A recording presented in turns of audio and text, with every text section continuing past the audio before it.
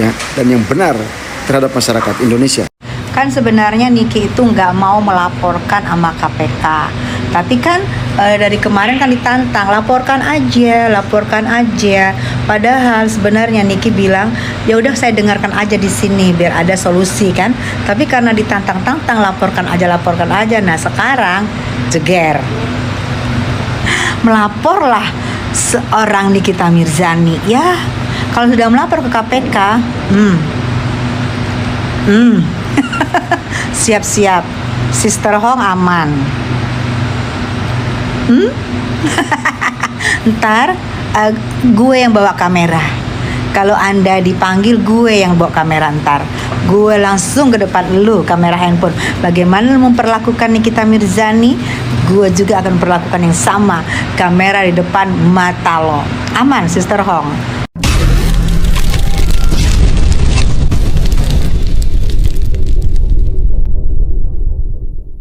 Bener kan, orang yang sering melanggar hukum adalah orang hukum. Dugaan gua kenapa alat bukti ini bisa ditolak oleh pengadilan, pasti dia memakai dalil bahwa alat bukti ini didapatkan secara ilegal. Jadi segala sesuatu alat bukti ini didapatkan secara ilegal atau tidak sesuai dengan perundang-undangan itu dianggap tidak sah dalam pengadilan, guys. Meskipun sebenarnya alat bukti ini tuh bisa menjadi alat bukti yang kuat, tapi tetap tidak sah dalam pengadilan. Tapi menurut gua harusnya itu bisa dipertimbangkan ya. Alat bukti tersebut tidak sah karena direkam secara diam-diam atau tanpa izin, guys. Pasti juga melanggar UU ITE, makanya tidak sah. Dan ini dugaan gue yang kedua, menurut gue ini adalah kasus di mana para petinggi-petinggi itu akan saling adu power gitu, guys. Jadi instansi satu dengan instansi satu juga nggak mau kalah gitu loh. Apalagi instansi kejaksaan, mereka kalau kalah mau taruh di mana martabat mereka. Jadi pasti mereka bakal berusaha keras gimana caranya biar mereka tuh menang. Dan menurut gue juga kasus ini akhirnya akan ada dua kemungkinan. Yang pertama, NM akan dibebaskan karena kasus ini tuh udah mencuat banget ya, udah dapat banyak perhatian dari masyarakat dan pengadilan juga sudah dihujat abis-abisan gitu ya. Dan yang kedua itu instansi yang berlawanan akan menang gitu loh, entah instansi dari hakim atau dari kejaksaan gitu. Karena mereka nggak mau sampai martabat dan kualitas mereka tuh diragukan gitu ya guys ya. Apalagi dengan dugaan adanya backingan tersebut. Percaya gak sih sisi gelap dari peradilan itu adalah ketika satu instansi dengan instansi lain itu kalah, mereka tuh bisa dimutasi atau kena sanksi dan lain sebagainya lah gitu ya. Makanya mungkin ada banyak yang tahu ya sisi gelap peradilan itu, mereka tuh bekerja bukan demi hukum gitu loh guys, tapi juga demi martabat mereka. Ini pure semua opini gue ya guys dan dugaan gue, dan menurut gue ini kasus cukup rumit ya guys, karena ini melibatkan beberapa instansi pastinya ya, martabat mereka, lalu juga adanya petinggi-petinggi, yaitu backingannya ya guys ya, dan juga perhatian masyarakat tuh yang udah mulai besar banget gitu ya, udah sampai disorot di seluruh media nasional gitu. Menurut gue sekarang Komisi Yudisial, Mahkamah Agung, dan juga Komisi Kejaksaan itu harus bertindak sih, karena ini mungkin udah di luar batas ya guys. Yang pasti hakim dan juga kejaksaan juga perlu direview sih dalam kasus ini. Karena Komisi Yudisial, Mahkamah Agung, dan juga Komisi Kejaksaan kan memang bertugas untuk mengawasi. Was-was, pihak Reza Gladys buka suara soal laporan dugaan suap Nikita Mirzani kepada KPK. Karena permintaannya kepada hakim untuk menyalakan rekamannya tak kunjung disetujui, Nikita Mirzani melalui pengacaranya resmi melaporkan kasus dugaan penyuapan yang melibatkan pihak Dr. Reza Gladys ke Komisi Pemberantasan Korupsi atau KPK. Nikita mengaku memiliki rekaman suara yang diyakini menjadi bukti adanya praktik penyuapan oleh pihak Reza kepada aparat penegak hukum. Sehingga ia merasa bahwa sidang yang ia jalani telah dikondisikan sejak awal dan rekaman tersebut tak pernah diizinkan diputar di ruang persidangan. Nikita menyebut bahwa dirinya ingin membuktikan adanya dugaan suap dalam proses hukum yang ia jalani saat ini. Nikita Mirzani berharap agar aparat penegak hukum bertindak objektif dan profesional tanpa campur tangan pihak-pihak yang berkepentingan. Jadi, bagaimana tanggapan kalian? Tinggalkan komentarnya di bawah. Yang ditahan itu yang jahat, yang selama ini jahat, yang selama ini membohongi publik, bukan yang mencoba menyuarakan kebenaran, menyelamatkan rakyat yang gak tahu apa-apa tentang skincare.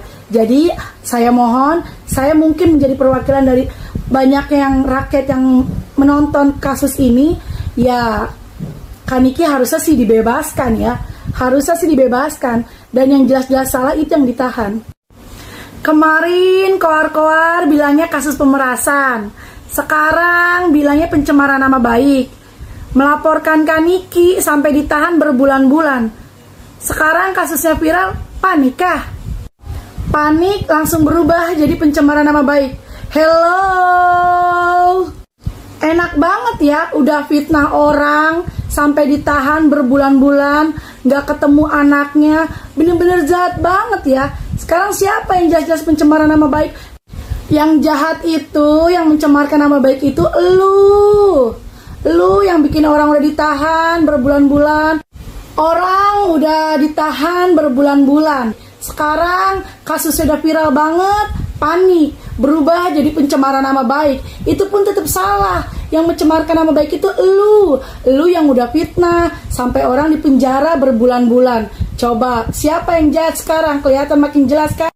Kaniki dari awal berkoar-koar itu dia mau ngasih tahu bahwa ada produk lu berdua yang berbahaya sebelum BPOM bersuara. Itu Kaniki udah lebih dahulu menjelaskan, membongkar, berkoar-koar sampai akhirnya lu berdua panik, ya kan? Panik, RG hubungin terus Dr. Oki. Cari tahu Kaniki, buat ngubungin Kaniki, buat apa? Buat ngejebak. Iya. Udah lihat kan postingan BPOM? Postingan lu berdua produknya itu berbahaya. Tanggapan pihak Reza Gladys soal laporan Nikita Mirzani ke KPK. Julianus Sembiring selaku kuasa hukum Dr. Reza Gladys memberikan tanggapan terkait laporan Nikita Mirzani kepada KPK tersebut. Menurutnya tindakan itu merupakan hal yang biasa. Itu langkah hukum yang wajar karena memang harus seperti itu untuk membuktikannya. Bukan menciptakan skenario-skenario yang bertentangan dengan hukum acara dalam persidangan, kata Julianus Sembiring. Pihak Dr. Reza Gladys tidak mempermasalahkan laporan yang dibuat oleh Nikita Mirzani itu. Apalagi majelis hakim di persidangan secara terbuka menyarankan Nikita Mirzani untuk membuat laporan untuk menindaklanjuti temuan tersebut. Jadi, bagaimana pendapat kalian? Silahkan tulis komentarnya di bawah. Bang Fahmi tuh bilang gini, dalam 7 kali 24 jam DRG harus melakukan permintaan maaf kepada Nikita Mirzani. Apabila tidak melakukan permintaan maaf, maka proses hukum akan berjalan. Kan aku udah bilang di VT aku sebelumnya, DRG itu jangan mau dimanfaatkan sama si Nepos. Sebenarnya di sini tuh paling penjahatnya itu si Nepos, guys. Dia tuh gedek banget hatinya sama Nikita. Dia tuh udah gak bisa pansus lagi sama Nikita. Si DRG ini kan tuh kayak pelongo-pelongo gitu, kayak gitu kan si Olip kan, kayak gitu. Jadi gampang tuh dimasukin si Nepos. Nepos ini kan otaknya segala rupa. Bikinlah alurnya ini harus di pasal ini gitu, merasan apa segala macam. Si DRG mau-mau aja, ikut-ikut aja, ya kan? Padahal dia ini lagi dimanfaatkan sama si Nepos. Terus si SS ikut-ikut aja yang nimbrung-nimbrung. Ya patungan lah mereka, ya kan. Tapi kan netizen sekarang gak bisa gitu dibekoin. Kita tuh bisa membaca, oh ini ada yang gak bener ini. Bahkan orang-orang yang gak suka sama Nikita juga udah bilang, ini bukan tentang Nikita saya, tapi tentang hukum di negara ini yang tidak dijalankan secara benar. Ini aku kasih tahu buat DRG ya. Buat Miss Gosip yang butek itu, kamu tunggu aja nanti. Kalau Nikita keluar, selesai kamu tuh Miss Gosip. Kamu pasti dipenjero, udah pasti. Karena kamu tuh udah blunder kemana-mana. Mana sekarang kamu lagi menyerang Miss Glola. Si Udik ini tuh gak kontrol. Si Miss Gosip tolol ini. Lu gak bercermin gitu sama diri kau sendiri tuh. Kamu tuh cuman apa sih? Tolol. Karena pada saatnya nanti kamu masuk penjero, itu si Nepos gak akan mau nolongin kamu. Kamu akan dibuang seperti sampah.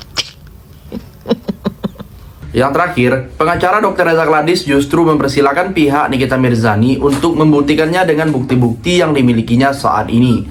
Karena kalau tidak dapat dibuktikan, ini akan menjadi suatu fitnah yang nyata kepada pihak penegak hukum maupun kepada klien kami tentunya. Menurut Julianus Sembiring, dirinya sudah berkomunikasi dengan Reza Gladys ataupun suaminya. Mereka mengatakan dugaan suap sama sekali tidak benar adanya. Jadi, sampai di sini bagaimana tanggapan kalian? Tinggalkan komentar di bawah sebanyak-banyaknya. Saya dari channel YouTube Segudang TV, pamit, sampai jumpa.